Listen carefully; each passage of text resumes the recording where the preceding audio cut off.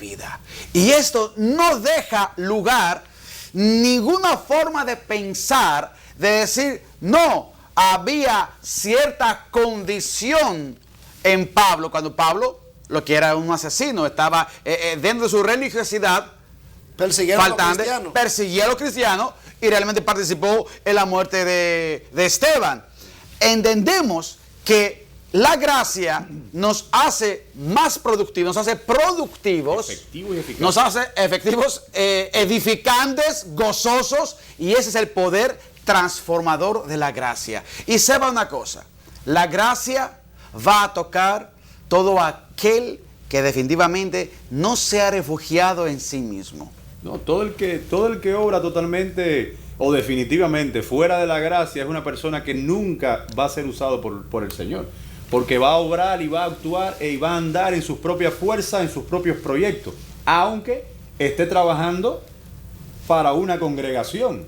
Claro que para sí. Cristo no está trabajando. Es duro, es difícil, pero es una realidad totalmente. O sea, el que obra fuera de la gracia está obrando su propia voluntad. Y tú estás diciendo una verdad, hermano, que el que obra fuera de la gracia, obra en su propia religiosidad. Claro. O sea, con pocas palabras, toda obra fuera del Espíritu, porque ya la gracia es espiritual, es una acción por el poder del Espíritu Santo, del Espíritu de Dios, en los corazones para transformar, en los corazones de los hombres, para transformar vidas hacia la imagen de Cristo. O sea, hay un proyecto. Este proyecto lo cumple el Espíritu Santo y su gracia en la vida en cada uno de nosotros. Nos transforma, nos salva. Lamentablemente, muchos quedan solamente de la salvación. Ya yo soy salvo, pero no. La salvación es una transformación, es un cambio, es un metanoia, o sea, comienza del arrepentimiento. Por eso arrepentimiento significa también un cambio de dirección, un cambio de mentalidad. O sea, ya mi mentalidad no es el carácter que va a representar cada uno, sino que es la mente de Cristo. Y yo le pregunto, ¿cómo puede uno adquirir la mente de Cristo si nosotros no recibimos esta poderosa gracia que engendra en la vida de cada creyente la mente de Cristo para conectarse con Dios? Un agregadito ahí. Fíjate si es tan importante y que eso es totalmente un orden divino que estableció Dios. No es algo que ahora mismo uno se quiera levantar diciendo que la gracia es importante. No, es un orden. Todo comienza con la gracia. Todo comienza con la gracia. La obra del Señor comienza por la gracia en nuestras vidas. Y lo primero que el Señor demanda y reclama, y lo hizo no solamente el Señor, lo hizo Pedro, lo han hecho todas estas grandes hombres que comenzaron la iglesia por mandato del Señor, comienza con arrepentidos y convertidos. Recibieron la gracia, automáticamente arrepentidos y convertidos. Que fueron escogidos por la gracia, porque ninguno de ellos pagó nada para seguir a Cristo, ni por andar en los... Yo te diría, ay muchacho. Nadie puede manifestar una obra. Nada, de ninguna forma. Solamente que Dios le pone su gracia y quiere... Ni porque seamos buenos, ni por dinero, ni por estado, ni por estatuto social, nada. Dice, no hay ni un justo, ¿cierto? No hay un solo justo. Todos han pecado y todos están destituidos. Yo creo, y en este punto, antes que tú sigas, Adrián, yo quiero enfatizar que el estado del hombre, precisamente el estado del hombre, antes de esta gracia, es totalmente corruptible. O sea, es un ser corrupto, es un ser vanidoso, o sea, vaga en su forma de ser. Todos podemos decir que antes de conocer a Cristo, nosotros teníamos una vida que vagaba, o sea, una vida en vanidad, sujeta en la vanidad, ¿cierto? Sí, éramos pecadores. Entonces, de nosotros, aunque había algo que sabía que había una ley moral, no podríamos seguir, no había capacitación, o sea, no había amor para Dios. Entonces, hay que reconocer que dice, muertos en sus delitos y pecados. Ahora yo me pregunto, ¿cómo un muerto en sus delitos y pecados puede tener capacidad, un muerto, que escuchar la voz de Dios si está muerto? ¿Cómo es posible? Solamente si Él le da su gracia. Porque entonces ven que es la gracia que toca la vida de esas personas para escuchar, para darles facultad de escuchar la voz de Dios. Hoy estamos hablando de la gracia y todo lo que en él opera para que realmente el hombre se convierte la imagen de Cristo. ¿Deseas algo? No, es tan profundo este tema y es tan importante también en la vida de cada creyente, de cada persona que recibe a Cristo en su corazón, que a pesar de que uno puede, es un tema muy amplio, como se ha dicho desde el principio, pero ahora mismo escuchándolo hablar, no dejo de aprender y de impresionarme, y realmente me quedo hasta mudo delante de algo tan grande como es la gracia. Porque si Dios no pone su gracia, Señor, no vamos a ningún lado. Pero nosotros vamos a un breve cambio y volvemos con este tema enseguida. Adelante, director.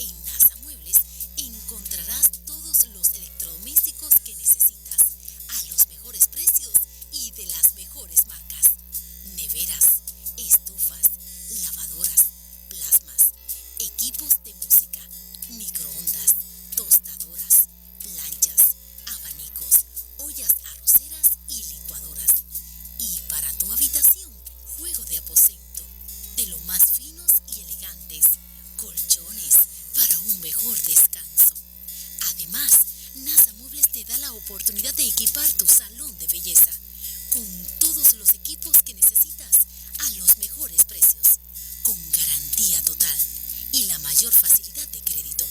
NASA Muebles, bajo inicial y fácil pago. Visítenos en cualquiera de nuestras 4 tiendas: Jaina Moza, Villamella, Kilómetro 12 y Jaina. NASA Muebles.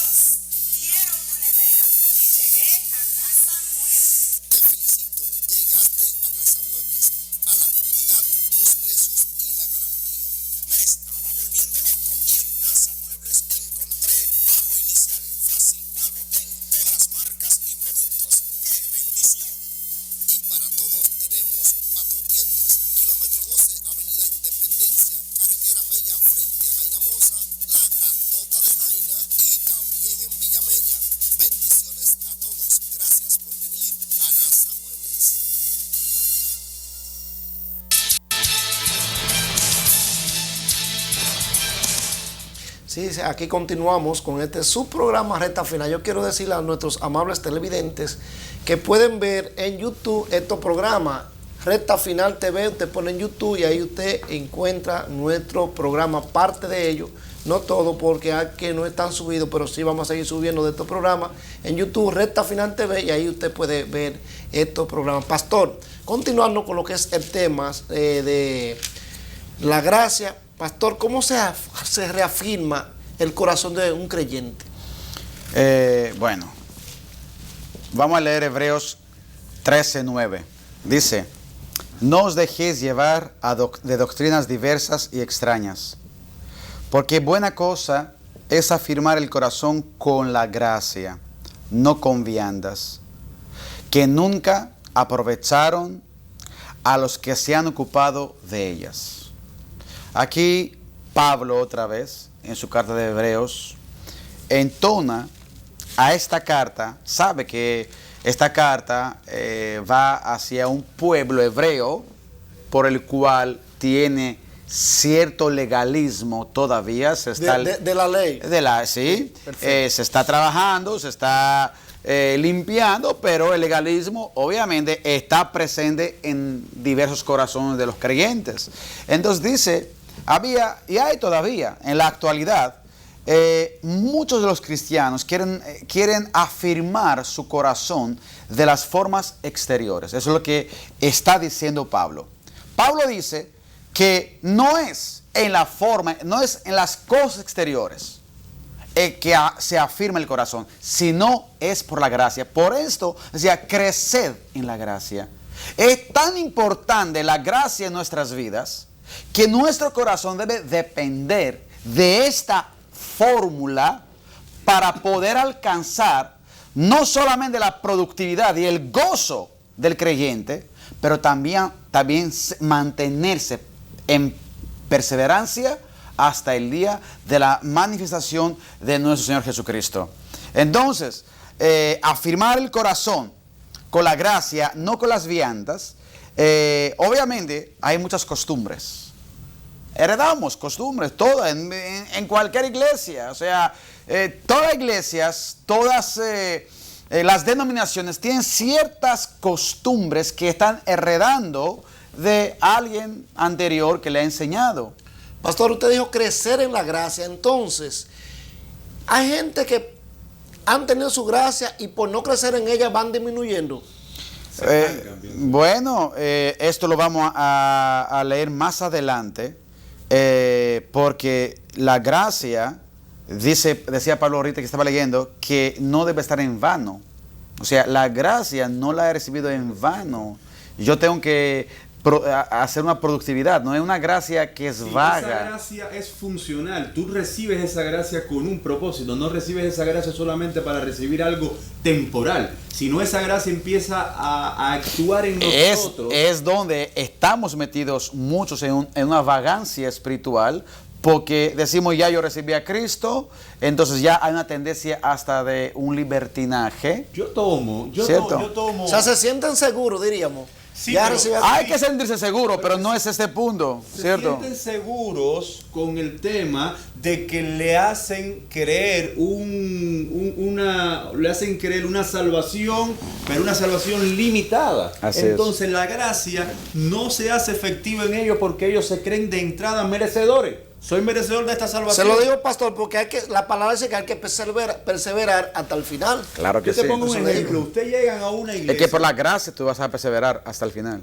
Claro, perfecto. Porque ni siquiera la fuerza es tuya. Incluso el Señor te dice más. Te dice en aquel día, en aquellos días de tribulación, en aquel día, no te preocupes por lo que debes decir. O sea, aquí no hay un acto de magia. Aquí va a haber un derramamiento de gracia donde aún Él te va a guardar en situaciones difíciles y solamente por la gracia esa. Yo te pongo un ejemplo, mi hermano Nazario y mi hermano Gregorio. Si tú estás en un lugar, si tú te conviertes en una iglesia, en esa iglesia de entrada, no eres bien adoctrinado, no solamente en lo que es la gracia, sino en lo que es la salvación, en lo que es este regalo tan grande que recibe el creyente, automáticamente tú subvaloras. Ya tú comienzas mal porque comienzas subvalorando todo. Correcto. Soy merecedor. Entonces, no hay un agradecimiento de lo más unido a un arrepentimiento, un convertimiento, no hay una transformación porque ya recibiste un mal alimento desde el comienzo.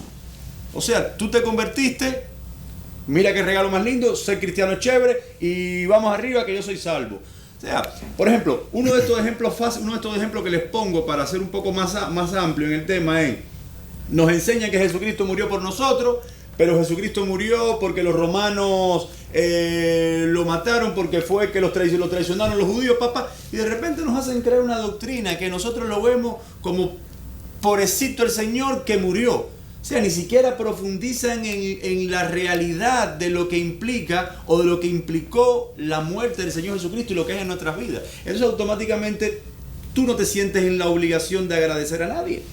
Así es. De hecho, también Pablo está exhortando todo el tiempo en sus cartas, y en Hebreos capítulo 12, versículo 15, dice, mirando bien que ninguno se aparte de la gracia de Dios. Ninguno se aparte de la gracia de Dios, que ninguna raíz de amargura brotando os impida, y por ella muchos sean contaminados. Nosotros hay que entender que esto es algo muy serio. O sea, estamos hablando del sacrificio más grande que ha sido para el ser humano, para toda la humanidad, que es el sacrificio de nuestro Señor Jesucristo. O sea, no podemos pisotear esta sangre porque ya no hay otro sacrificio. Y en ese sacrificio está concluida toda la gracia por la cual nosotros estamos recibiendo para poder seguir las pisadas de nuestro Señor Jesucristo, y hay una advertencia a que nadie se aparte de esta gracia. Pastor, entonces, aunque parezca no ser el tema, pero sí es el tema, un descarriado diríamos que no tuvo una conversión perfecta, genuina, o no tuvo esa gracia por la cual se descarrió. Bueno, yo creo que ya son varios factores por los cuales impiden ciertas cosas que suceden, pero ahí lo hemos leído. O sea, yo creo también que como comenzó Adrián Rodríguez al principio, que ahí los voy a llevar. Cuando hay una conversión religiosa, las probabilidades de un descarío sin que se dé el resultado de otra vez regresar es muy alto. ¿Por qué? Porque a lo mejor cuando fue y participó en la decisión de recibir a Cristo fue forzado emocionalmente. Se ha llamado, venga usted. Claro, o fue también emocionado. Hay muchas lo hizo emocionalmente. Lo hizo emocionalmente. O quizás porque estaba de moda en ese momento, sí, para esa persona. Está bien. O sea, en la cosecha de los 90, que yo soy del 91, de una gran cosecha, por la cual de verdad yo doy testimonio que fue una gran cosecha, y fue cuando yo llegué en la República Dominicana.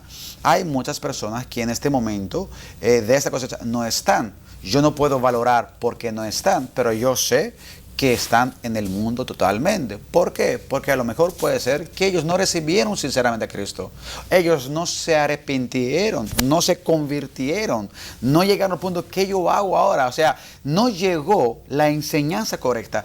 Hay un reclutamiento. Un reclutamiento masivo. Masivo. Una fábrica. Y Jesucristo, yo tuve en una ocasión, en una mini reunión, en un lugar de descanso, y habían dos dirigentes de iglesia y estaban buscando la manera, la estrategia, hablando entre ellos, con qué manera se podría llegar a la iglesia. ¿De qué manera podía llegar? ¿De qué manera? Y ellos estaban captar seducir. Entonces vemos que ya se va del mandamiento ir y hacer discípulos. Porque, ¿cómo que tú vas a hacer? Ir predicando. A lo que pero Dios si tú pones, por ejemplo, como manera para reclutar gente, música, por ejemplo, o sea, evangelizar, estrategias humanistas. Totalmente. Y de repente tú llenas un estadio de música y de 20,000 personas. Y tú dices, es un evento, pastor. Y tú dices a tu amigo, ¿tú viste cuántos son? Aquí somos muchos. Un evento religioso. No, ¿qué unción? ¿Qué unción que está cayendo? Y mira qué está pasando aquí. Entonces tú ves que somos chéveres. Entonces ya el hombre entra. Yo recuerdo personalmente que hace unos años atrás, cuando yo le dije a una joven que yo era cristiana, me dijo, ¡ah, qué chulo! O sea, ya llegamos a verlo como si fuera algo chévere, pero no vemos que esto conlleva un sacrificio, una muerte. O sea, a la juventud... El crecimiento de la juventud no se habla de la cruz, no se predica. No se predica, entonces no hay arrepentimiento. Entonces es lo que tú estás preguntando. Vemos muchos descarriados. Yo traje en una ocasión aquí, recuerdo muy bien, que el 60% de la cosecha del 91 en la actualidad no está en la iglesia. O sea, lo hizo por emoción. El 60, o sea, es una estadística por la cual también tomamos su error y todo, es muy eficaz, es muy real, pero este es el asunto. Entonces, ¿qué está pasando? Nos acomoda lo religioso. Muchos creen porque se fueron de una institución religiosa y cambiaron a ser evangélicos, creen que han